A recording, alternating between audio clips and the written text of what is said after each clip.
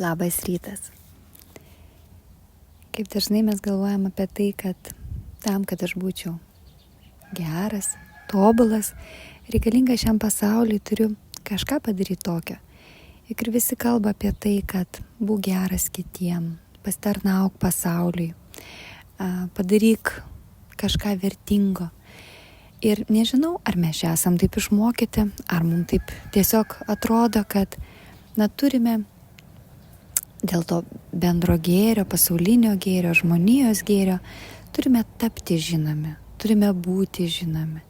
Apie mus turi žinoti, mus turi, garbinti, šlovinti arba bent jau pripažinti, arba socialiniuose tinkluose daug žmonių sekti.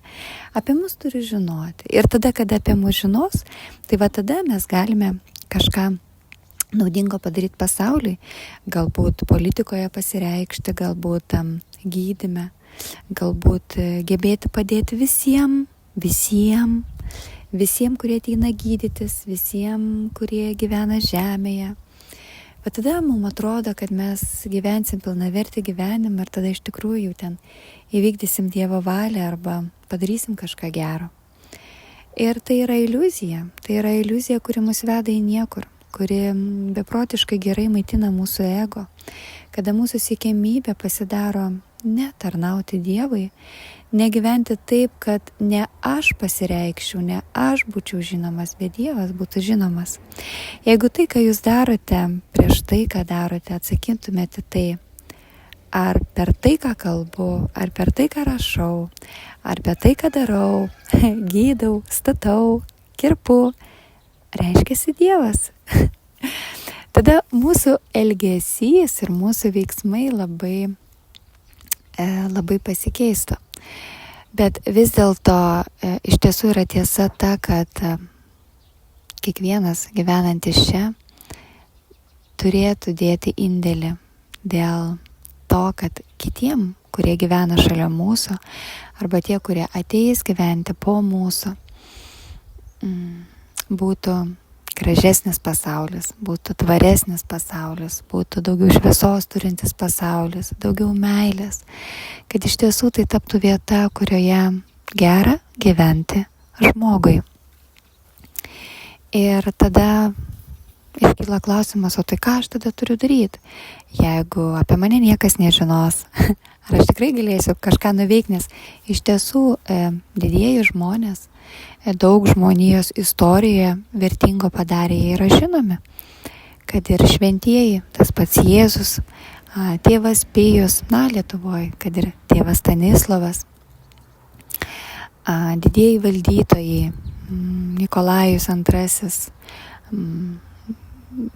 Saliamonas, tai yra žmonės, kurie turėjo galimybę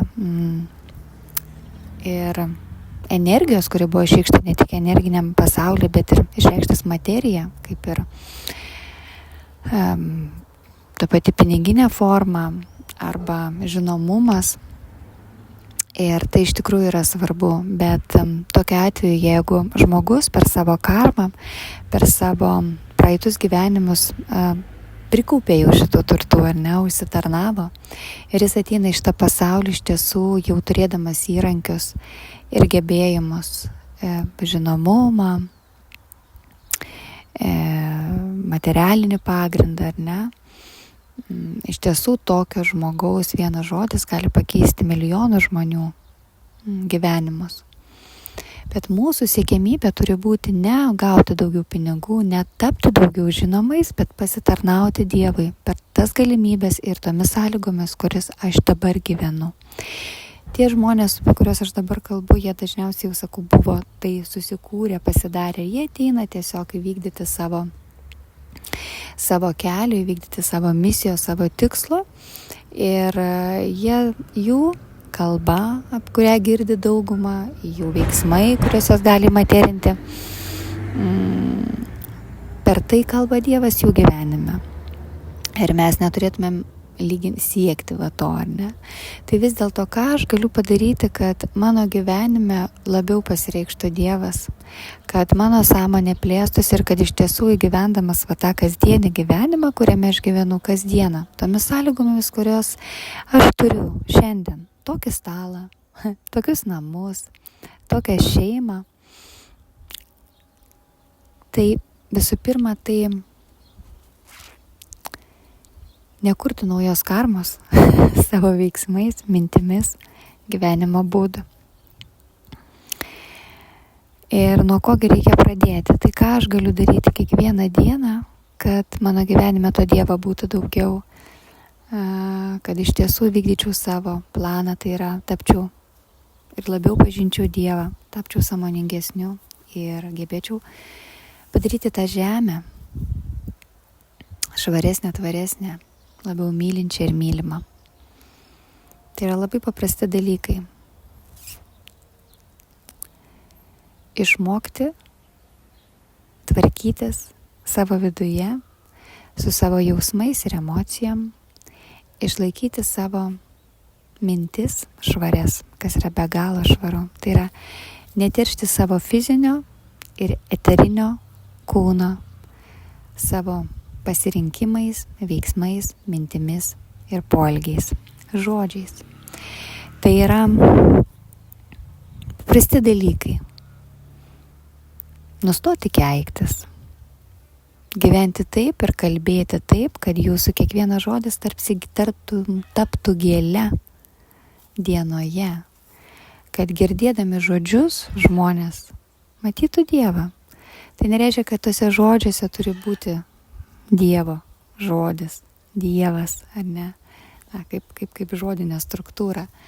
Bet tai turi būti gražus žodis, kaip gėlė, švelniai pasakytas, gražiai ištartas, turintis teigiamą vibraciją.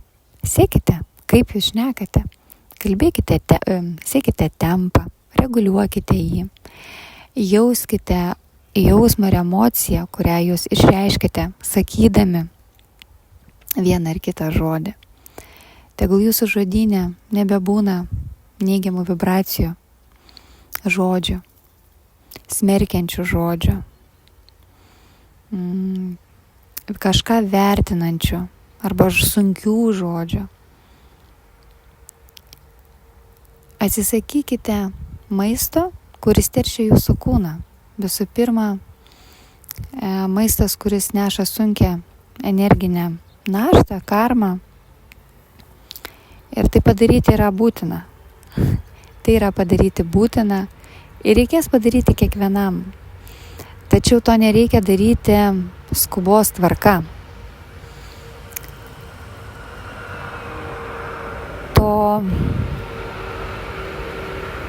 Atsiprašau, garsai truputį.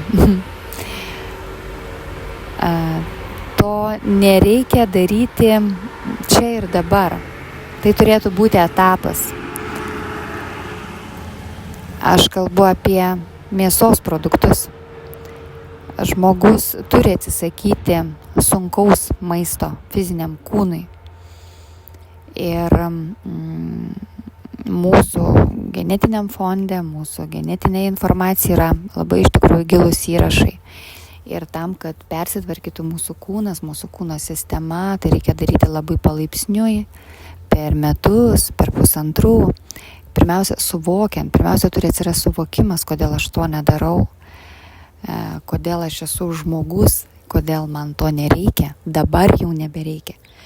Neversti savęs, neprievartauti savęs, nesistengti būti tobulu iš karto. Bet tą aš turiu padaryti. Tai yra naujų sąlygų priėmimas. Tai yra suvokimas, kad aš keičiuosi mano mintis, keičiasi mano pasaulis, keičiasi mano kūnas. Aš turiu nevartoti GMO produktų ir daug perdirbto aktyvaus maisto, kuris žaloja mano kūną. Aš turiu išmokti klausytis kitos muzikos. Jeigu turit galimybę kurti, tai aš turiu išmokti kurti kitą muziką ir aš turiu išmokti būti apsuptas kitokios muzikos. Aš turiu suvokti, kad muzikos garsai, gamtos garsai įtakoja mano ne tik energinį kūną, tai yra kūną, kurios aš iš tikrųjų esu, mano būtybė žmogiškai, bet ir fizinį kūną.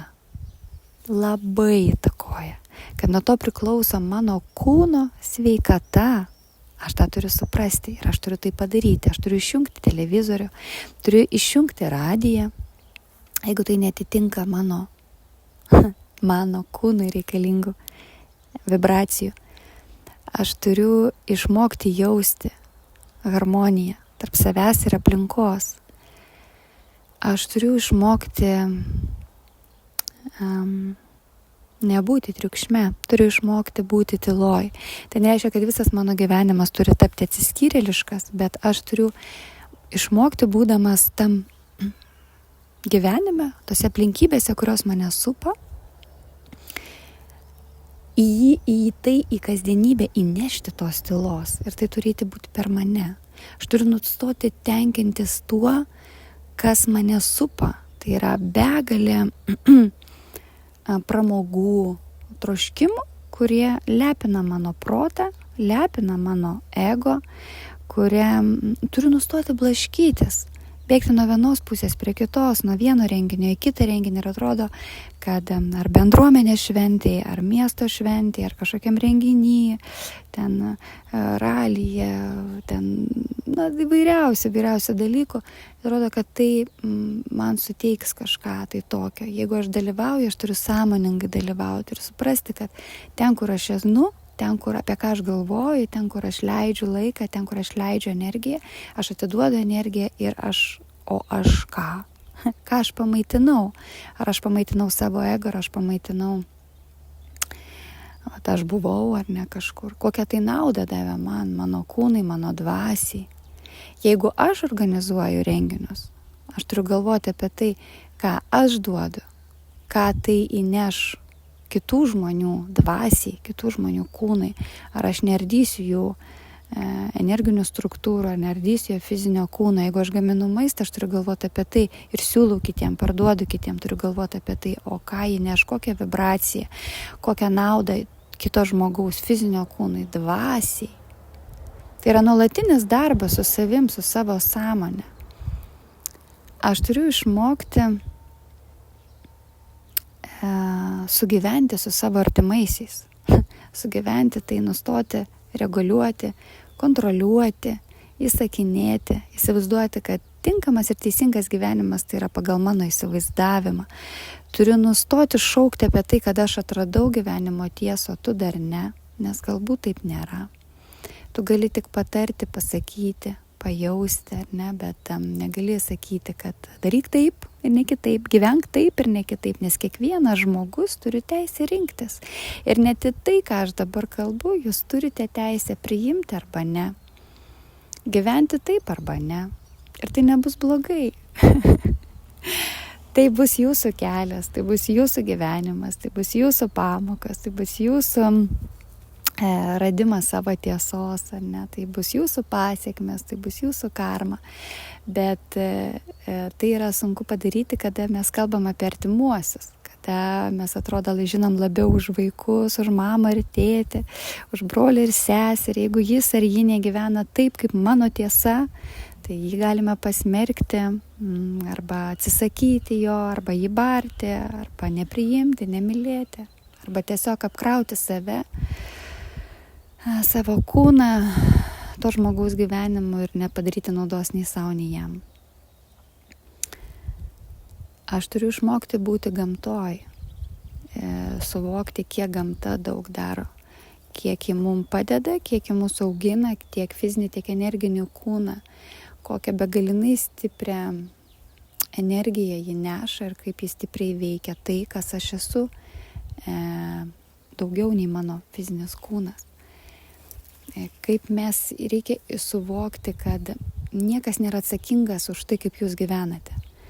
Nei gydytojai yra atsakingi už jūsų sveikatą, nei mokytojai už jūsų žinias, tik jūs pats.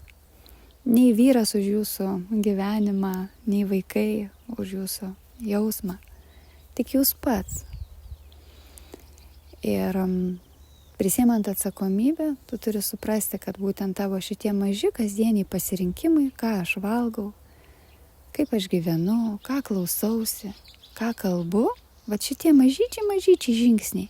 Tai ir yra tai, kas keičia gyvenimą, kas keičia jūsų aplinkybės, kas priartina jūs prie Dievo, prie savęs esmės, kas leidžia jums kleistis toliau, eiti toliau savo keliu, ne mano, ne kažkieno rekomenduotų, bet savo keliu į Dievą. Pačiam klystant, pačiam atrandant, pačiam ieškant, pačiam klumpant. Ir svarbiausia jaučiant, ugdyti savo intuiciją tiek, kad visą laiką jaustume, o kasgi man naudinga. Kažkodėl eina dabar ta mintis, kad bus greičiausiai prieštaravimo apie tai, kad o kaipgi dėl mėsos, jeigu aš jaučiu, kad man dar reikalinga, ar aš turiu ją valgyti. Yra dalykų, kuriuos mes turime, tiesiog linkiu augti sąmonėje, linkiu per maldą, tarp kitko išmokti melstis yra būtina. Melstis tai nepateriauti, melstis tai yra bendrauti su subtiliuoju pasauliu, atverti savo širdį per meditaciją, per maldą, per buvimą, per suartėjimą. Per visą tai darant stiprėja mūsų dvasia, plečiasi mūsų sąmonė ir su laiku ateina suvokimas, o kodėl aš to turiu nedaryti. Jeigu palygintumėt savo gyvenimus, sakykime, žmogus, kuris keikiasi, kuris klauso atitinkamos muzikos, kurie gyvena atitinkamą būdą, kurio gyvenime yra, sakykime, taip svaiginančių priemonių, visa tai jis ir tikrai jo mityba yra atitinkama. Ir visai kitaip, sakykime, jeigu žmogus vėlgi gyvena stiprindamas dvasią, gyvena harmonijoje, gyvena atverdamas savo širdį, savo sąmonę, tu žiūri, kad ir jo mityba yra visai kitokia. Ir tai vyksta ne dėl to, kad tu, o dabar valgysiu taip ir aš čia pasidarysiu jau, wow, koksai ne.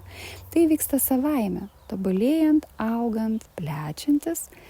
Tu pajunti, kaip nebepriima tavo kūnas, kaip tu galų gale priėmęs tą sunkesnį maistą, tai net ne apie fizinį apsunkimą, tu iš karto jauti, kad tavo mintys keičiasi, tavo judra keičiasi, tavo vidinė būsena ir harmonija keičiasi, tavo jausmai keičiasi ir tu nebenori grįžti tai, prie ko tave tai veda.